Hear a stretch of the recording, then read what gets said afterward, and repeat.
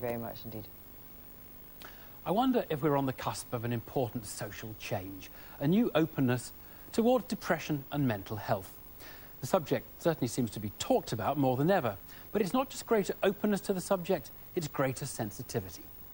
We asked the daughter of the Archbishop of Canterbury, Katharine Welby-Roberts, who has depression, to make a film for us on the subject.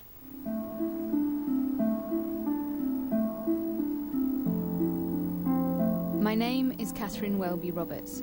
Last year, I wrote a blog about my mental health problems, which was picked up by the media, not because it's an unusual story, but because of my dad.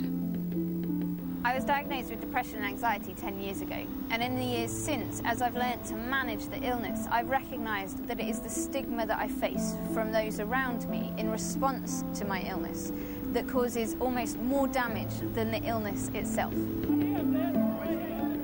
The media has a huge impact on how we view mental health. Often the press can simplify and sensationalise in equal measure stories about mental illness. It's the tabloids that have a reputation for being especially unreconstructed, particularly with their use of language to describe people with mental health problems. But things are slowly beginning to change. Here at the Mirror, they've committed to reporting about mental health in a more thoughtful way. Historically, the first thing that would be mentioned would be what the person's condition was. So if it was somebody with schizophrenia had committed some kind of attack, the headline would be schizophrenic man attacks person or whatever. Whereas now we would think very much more, is the schizophrenia relevant to the story? When I was dating, I met a lot of people who were very unaccepting of my mental health. This made it very difficult to meet people. But apparently that's changing. The recent stats point to things improving, but they don't match with my experience. So I went down to London's South Bank to find out for myself if things are getting better. Hiya. Hello. I'm just making a film for the BBC. Okay. I wondered if I could ask you if you were to meet someone and they had a mental health condition, would you date them? Yes. That was very unequivocal. Yeah.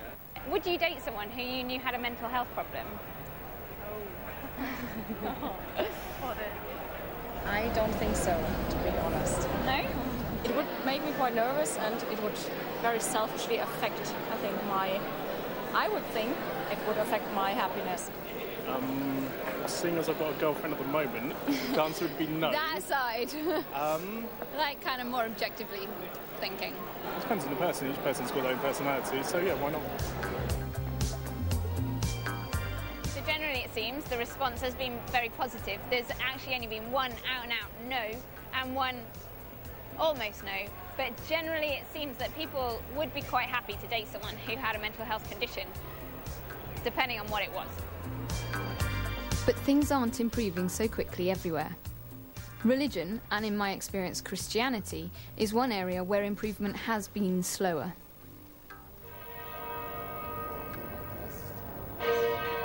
Guilt, shame and a sense of failing God are often what those with mental health problems in the church are made to feel, which contradicts the love, compassion and hope taught in the gospel.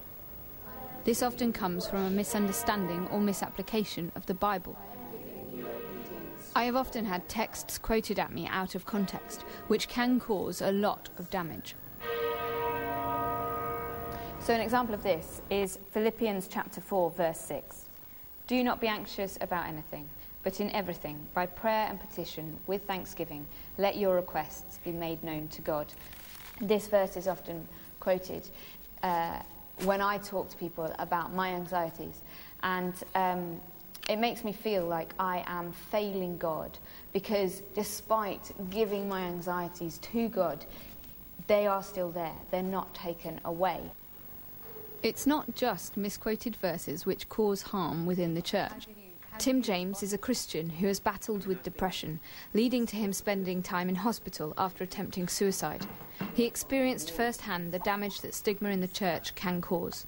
When I was in hospital, I certainly didn't have a visit from the vicar or any of the leaders of the church, which was sad and actually hurtful to some extent, because I knew that if it had probably been another illness, maybe they would have come. Somehow the mental health side is associated more with the spiritual realm, demon possession, sins of forefathers, or sin of the person in front of you. And again, this to me seems the kind of thing that should be done in relationship and conversation, and actually the assumption shouldn't be, oh, you've got mental health problems, it must be something of your forefathers, or it must be that you've been possessed, or it must be that you've done something wrong yourself and God's punishing you.